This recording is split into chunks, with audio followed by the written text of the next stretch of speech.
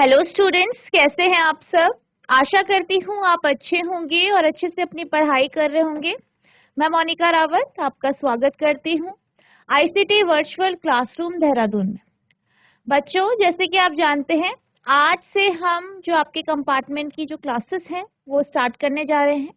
Basically आज हम जो है आपका डिस्कशन जो है आज का सेशन रहेगा, जिसमें हम ये देखेंगे कि आपके जो पेपर है, पेपर पैटर्न क्या है, मार्क्स वेटेज क्या है, और हम ये डिस्कस करेंगे कि आपको कौन कौन से ऐसे टॉपिक है जिनमें आपको दिक्कत होती है या आपको परेशानी का सामना करना पड़ता है और आप ये चाहते हैं कि आपको वो सबसे पहले कराया जाए। तो बच्चों, आज का सेशन हम शुरू करते हैं। तो बच्चों, एक एक करके मैं आप जो स्कूल है उनसे बात करूंगी। आप लोग बैठे हैं, आप सबको क्या करना है, माइक लेना है और अपनी अपनी जो भी आपको प्रॉब्लम है, जिस भी पोर्शन में प्रॉब्लम है, आपको मुझे बताना है, ठीक है। तो बेसिकली हम जो है आज फिजिक्स का जो है आपका जो सब्जेक्ट है क्लास 12 का, उसको हम लेंगे। तो हम स्टार्ट करते हैं सेशन। तो सबसे पहले जीआईसी खिरसू, बेटा आप माइक ले लीजिए। Good afternoon ma'am. Good afternoon बेटा। और आप ये बताइए कि आपका नाम क्या है। अमन कुमार। ठीक है। तो अमन बेटा, आपको फिजिक्स में कौन कौन से पोर्शन में प्रॉब्लम होती है, मतलब आपको कौन कौन सी चीजें हैं या कौन कौन से ऐसे चैप्टर्स हैं जिनमें आपको दिक्कत है, आप ये बता सकते हैं। डेरिवेशंस में कंफ्यूजन होता थोड़ा। Okay, derivations. ठीक है। आपके फिजिक्स में तो मैक्सिमम डेरिवेशन ही है। ठीक है, आपको डेरिवेशन में प्रॉब्लम होती है। ठीक है। और कोई स्पेसिफिक पोर्शन जिसमें आपको दिक्कत होती है। नहीं, थोड़ा मैथ वीक है। अच्छा, मैथ्स वीक है। ठीक है। तो यहाँ पे आपका जो है डेरिवेशन में जो मैथमेटिकल पोर्शन है उसको मैं स्ट्रॉन्ग करने की कोशिश करूंगी और जितने आपके इंपॉर्टेंट डेरिवेशंस हैं उनको क्लियर करने की कोशिश करूँ, ठीक है। और कोई चैप्टर है क्या, कोई मतलब स्पेसिफिक चैप्टर हो कोई, कि आपको ये चैप्टर टफ लगता है, कोई पार्ट। ठीक है बेटा, आप बैठ जाइए। जीआईसी बरछिना, जीआईसी बरछिना, कोई एक बच्चा माइक ले लीजिए। आपका नाम क्या है। भावे जोशी। ठीक है। तो भावेश बेटा, आप ये बताइए कि आपको कौन से, मतलब जो आपका सब्जेक्ट है इसमें कौन से पोर्शन में आपको प्रॉब्लम होती है, कौन सा चैप्टर है। आप सबका बता दीजिए, जितने भी आप लोग बैठे हैं, जितने भी बच्चे हैं जिनकी कंपार्टमेंट है फिजिक्स में, तो आप लोग बता दीजिए आपको कौन से पोर्शन में ज्यादा प्रॉब्लम होती मैम फर्स्ट चैप्टर में गॉस थ्योरम में है। है। ठीक है, गॉस थ्योरम। ओके। और इसके जो थोड़ा एप्लीकेशंस बेसिक हैं मैथ्स में। डेरिवेशन। अच्छा, बेसिक हाँ मैथमेटिक्स। मैम, हाँ, उसके एप्लीकेशन तो हो गया और बेसिक मैथ्स में। ठीक है, बेसिक मैथमेटिक्स जो हम डेरिवेशन में यूज करते हैं, हाँ ट्रिग्नोमेट्री वगैरह। ठीक है। हाँ, इस और टाइप का, कोई। और कुछ डिफरेंशिएशन इंटीग्रेशन। ठीक है, डिफरेंशिएशन इंटीग्रेशन। तो हम जो मैं यहाँ डिस्कस करूंगी वो आपके डेरिवेशन के अकॉर्डिंग ही होगा। जो आपके डेरिवेशन में इंटीग्रेशन डिफरेंशिएशन है, आपकी जो बेसिक मैथमेटिक्स यूज हो रही है, वो मैं यहाँ डिस्कस करूंगी। बाकी जो आपका जो ये डिफरेंशिएशन इंटीग्रेशन का पोर्शन है आपका मैथमेटिक्स में आता है, तो आपका जो आपके मैथ्स के टीचर है वो इसको आपका सॉल्व करेंगे, ठीक है। बाकी जितना आपका फिजिक्स का पोर्शन है, फिजिक्स में मैं जो भी आता है ये कॉन्सेप्ट मैं आपको वो क्लियर करूंगी। और कोई थैंक चैप्टर, थैंक यू कोई मैम। डाउट। और सब बच्चों का यही डाउट है या और कोई इसके अलावा। अगर किसी का कोई और डाउट है तो आप बता सकते हैं बेटा। किसी का डाउट है जीआईसी बरछिना। मैम ये ठीक है, अब आप। ठीक है, ओके बेटा, बैठ जाइए आप। तो बच्चों, अभी हमने कुछ जो है आप लोगों से बात करी है, कुछ डिस्कशन हुए हैं, और मुझे जो है कुछ जो है आपकी डाउट्स और प्रॉब्लम्स पता चली है। आज से हम इन डाउट्स के ऊपर काम करेंगे। तो बच्चों, अब हम चलते हैं अपने स्मार्ट बोर्ड की तरफ और अब हम देखेंगे कि जो आपका मार्किंग स्कीम है वो क्या है। इसके साथ साथ फिर हम आपका जो चैप्टर है वो स्टार्ट करेंगे, ठीक है।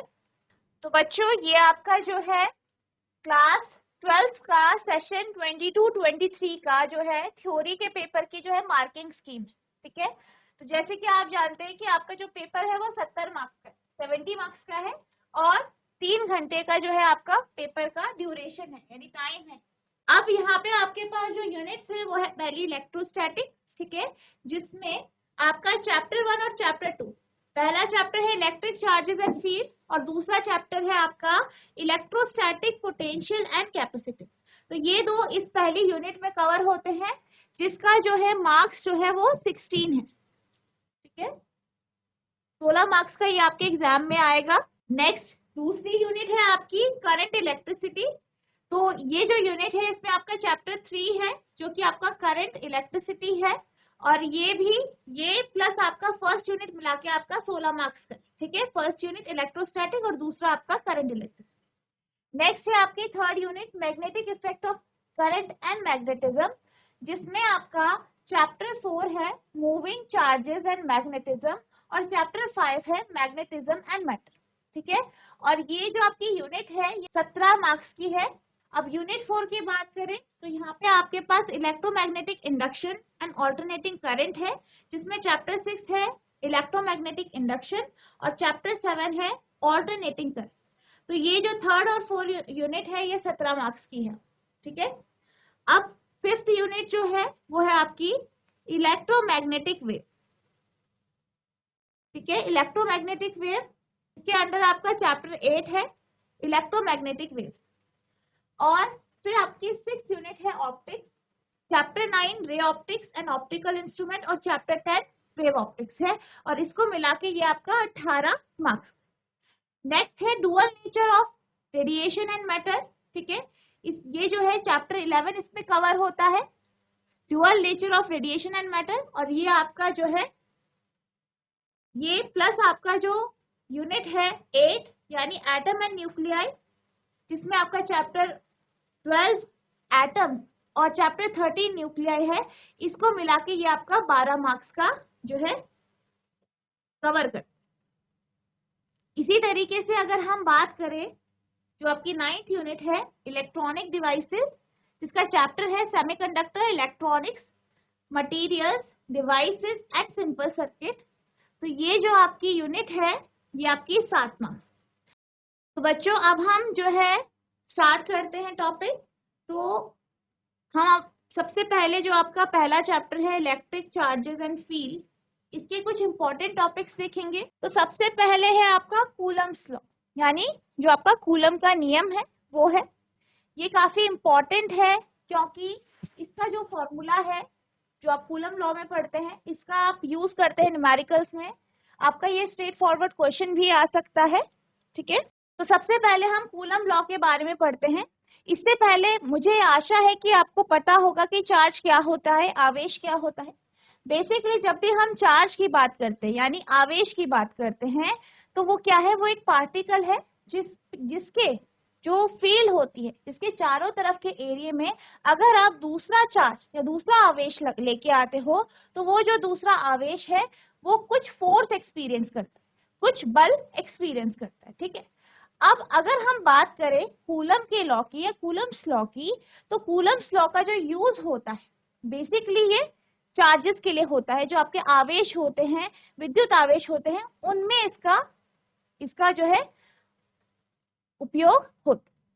तो बेसिकली अगर हम कूलम लॉ की बात करें तो कूलम लॉ क्या कहता है, the electrostatic force of interaction between two static point electric charges is directly proportional to the product of the charges, inversely proportional to the source of the distance between them and act along the straight line joining the two charges। अब अगर हम बात करें coulomb law की तो coulomb law क्या कहता है कि आपके पास दो चार्जेस है, दो पॉइंट चार्जेस।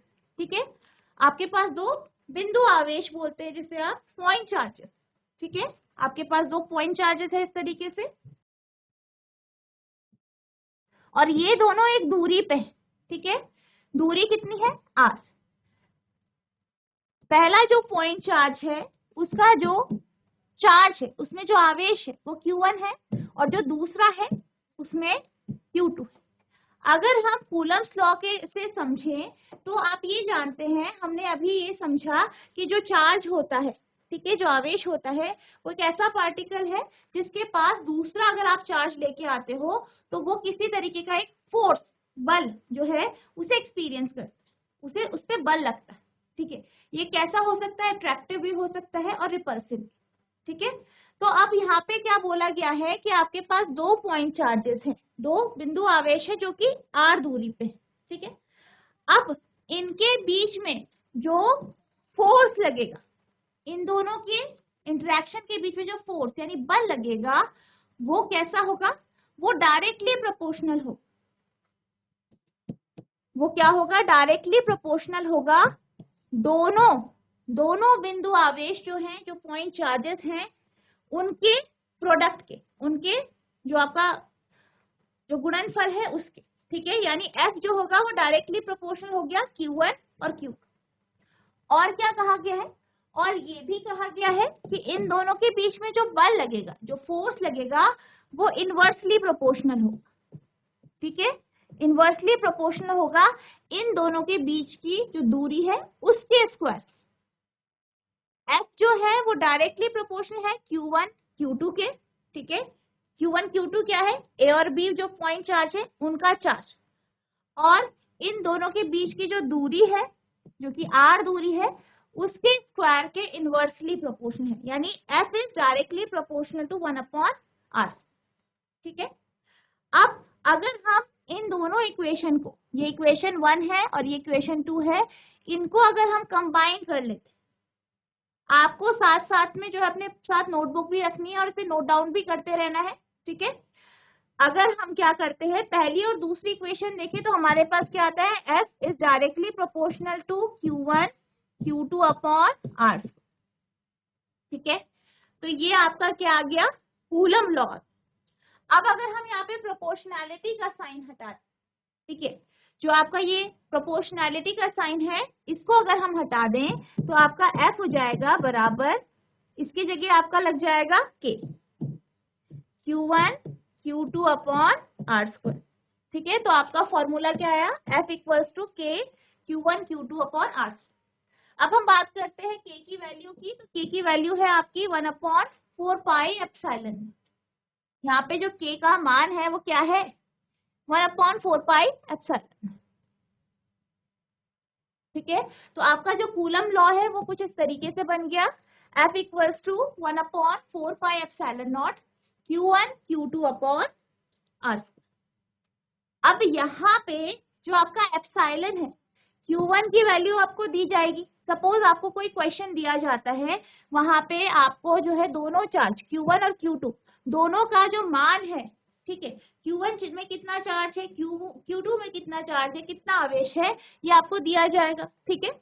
आपको दूरी दी जाएगी, ठीक है, तो ये आपको गिवन हो। पाई की वैल्यू आप जानते हैं 3.14 होता है पाई की वैल्यू, आप पढ़ रहे हैं, ठीक है। आपने 6-7 से आप पाई का मान पढ़ रहे हैं। अब यहाँ पे बचता है आपका एप्सिलॉन नॉट, ठीक है। क्या बचता है आपका एप्सिलॉन नॉट, तो एप्सिलॉन नॉट की जो वैल्यू होती है वो होती है 8.854 इंटू 10⁻⁻12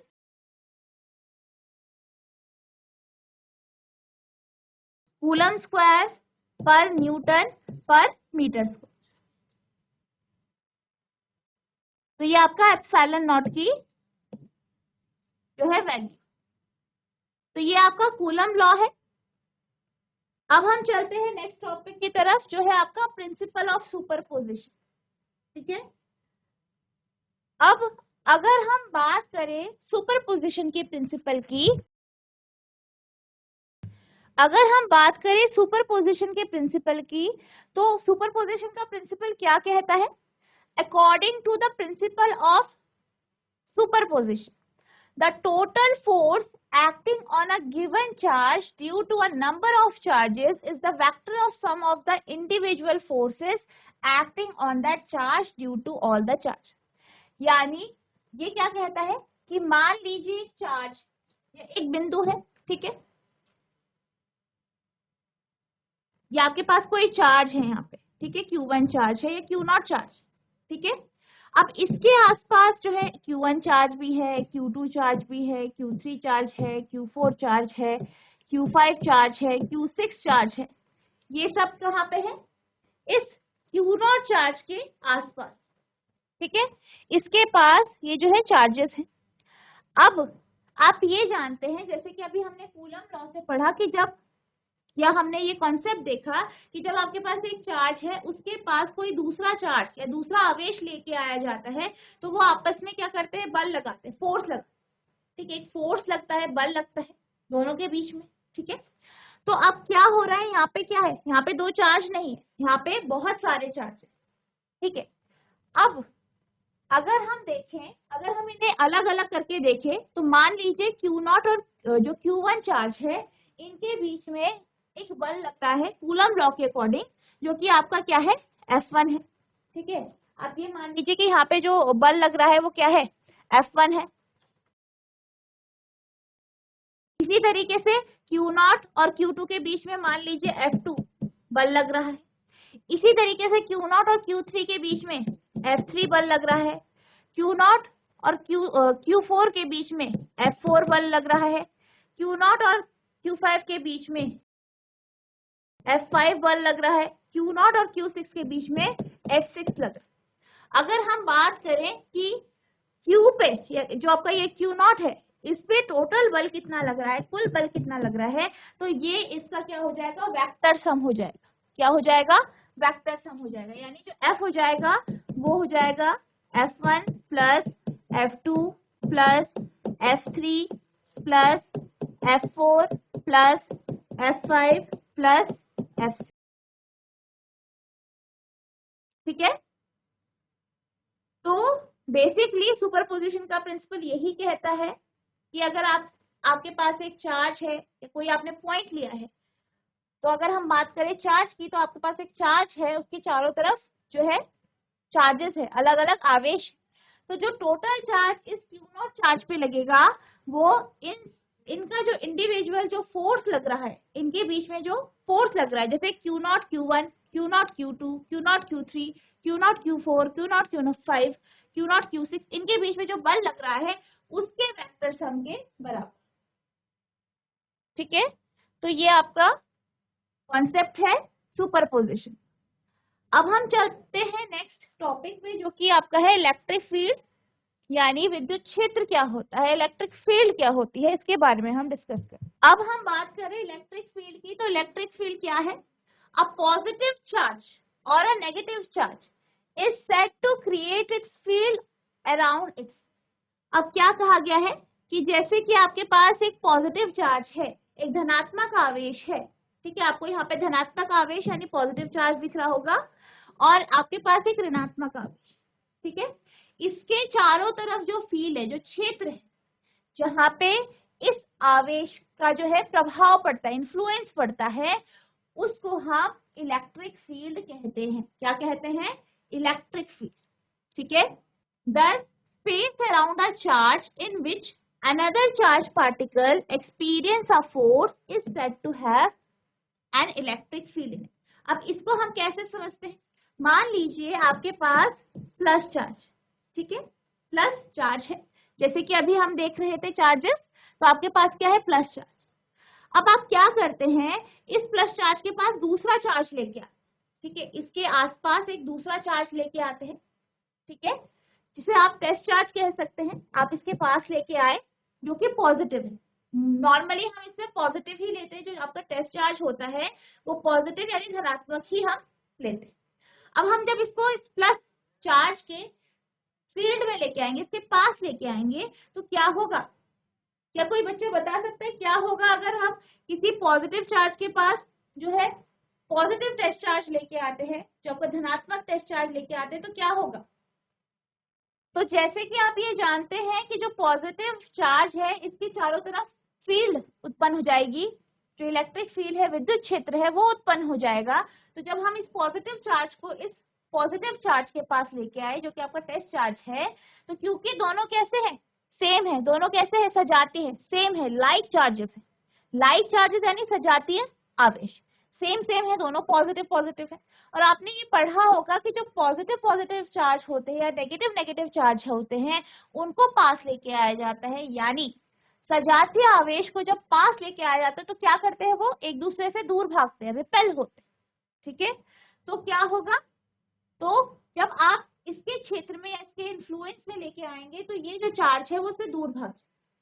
इसी तरीके से अगर आप पॉजिटिव टेस्ट चार्ज को नेगेटिव चार्ज के फील्ड में लेके आते हैं, उसके क्षेत्र पे लेके आते हैं, तो आप क्या देखते हैं कि आपस में एक दूसरे को अट्रैक्ट करते, आकर्षित करते, ठीक है। तो वो एरिया या वो क्षेत्र जहाँ पे एक पॉजिटिव टेस्ट चार्ज, जो आपका धनात्मक टेस्ट चार्ज है, वो जो है दूसरे चार्ज का, दूसरे आवेश का प्रभाव महसूस कर रहा है, इन्फ्लुएंस उस पर पड़ रहा है, उसी को हम इलेक्ट्रिक फील्ड कहते हैं, यानी विद्युत क्षेत्र कहते हैं, ठीक है। तो ये आपका इलेक्ट्रिक फील्ड होता है।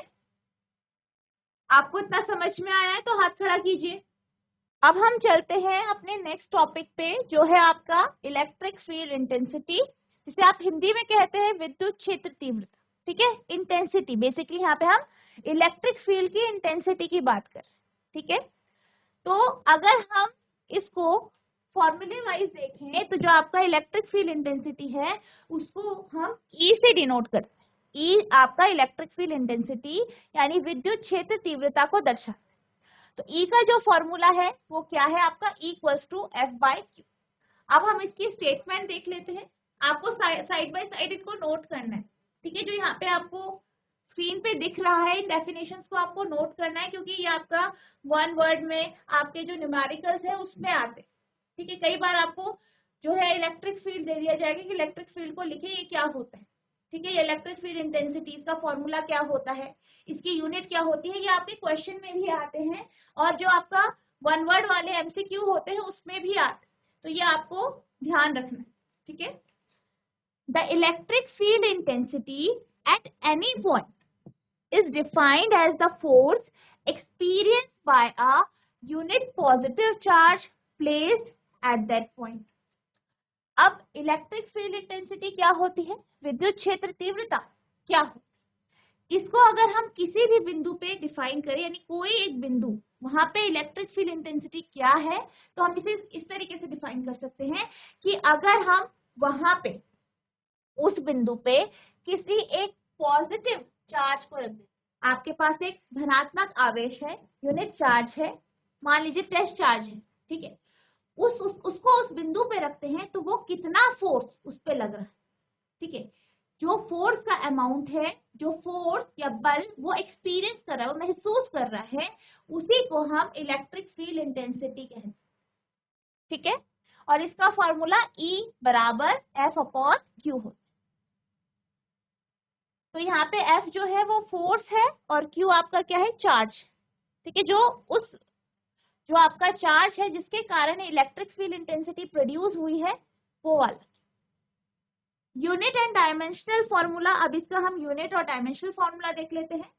तो इसकी जो SI यूनिट है, अगर आप देखें, फोर्स की होती है न्यूटन और Q यानी चार्ज की आपकी कूलम होती है, ठीक है। तो आप इसको इस तरीके से वोल्ट पर मीटर या जूल पर कूलम इंटू कूलम मीटर लिख सकते हैं। और सीजीएस में ये है डायन, और डायन पर सेट कूलम।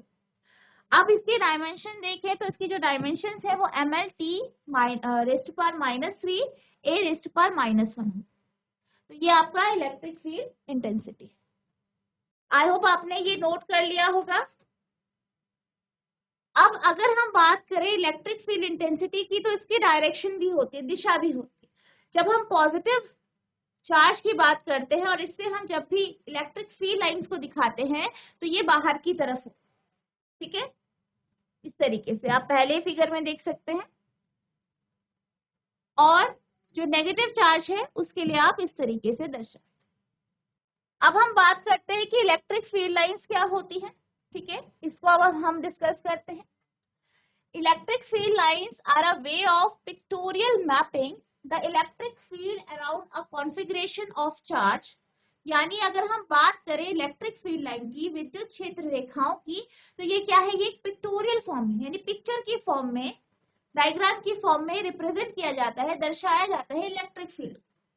आपके पास कोई चार्ज है, जैसे कि आप यहाँ पे देख सकते हैं, उस पे हम लाइन के माध्यम से, एरो के माध्यम से ये दिखा रहे हैं कि जो फील्ड लाइंस है वो किस तरफ जा रही है, ठीक है। तो पिक्टोरियल रिप्रेजेंटेशन जो होता है वही आपका इलेक्ट्रिक फील्ड लाइन होती है, यानी पिक्चर की फॉर्म में या डायग्राम की फॉर्म में आप इलेक्ट्रिक फील्ड को रिप्रेजेंट करते हैं। These line starts from positive charge. अब आपको ये ध्यान रखना है, and and on negative charge. अगर हम बात करें पॉजिटिव चार्ज की, तो पॉजिटिव चार्ज से क्या होता है, धनात्मक आवेश से क्या होता है, फील्ड लाइंस बाहर निकलती है, ठीक है, विद्युत क्षेत्र रेखाएं बाहर की तरफ निकलती हैं। वहीं अगर हम नेगेटिव चार्ज की बात करें तो इसमें क्या होता है, जो लाइंस है, फील्ड लाइंस है, वो नेगेटिव चार्ज की तरफ आती है। तो आप देख सकते हैं यहाँ पे पॉजिटिव चार्ज है, धनात्मक आवेश है, और नेगेटिव चार्ज यहाँ पे ऋणात्मक आवेश। The tangent on these lines at any point gives the direction of the field at that point. अगर आप इन पे, ठीक है, जो आपकी फील्ड लाइन है वहां पे अगर आप एक टेंजेंट बनाते हैं, टेंजेंट यानी सपोज ये पॉइंट है, मान लीजिए ये बिंदु है, यहाँ पे आपको दिशा बतानी है, ठीक है, तो आप क्या करेंगे, यहाँ पे एक टेंजेंट बना देंगे इस तरीके से। तो इससे क्या होगा, आपकी जो फील्ड लाइन है उस या फील्ड की उस बिंदु पे, इस बिंदु पे जो है दिशा पता चले, ठीक है। अब यहाँ पे आप देख सकते हैं कि हमने धनात्मक और ऋणात्मक आवेश यानी पॉजिटिव और नेगेटिव चार्ज को साथ में रखा है।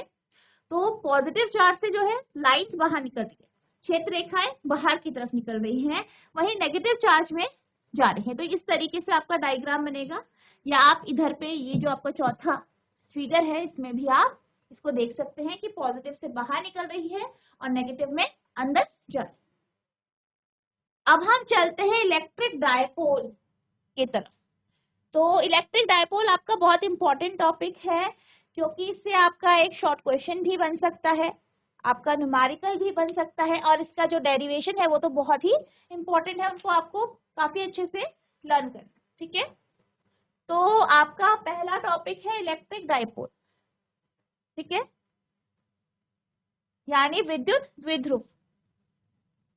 2 point charges of same magnitude and opposite nature are separated by a small distance altogether form a electric dipole.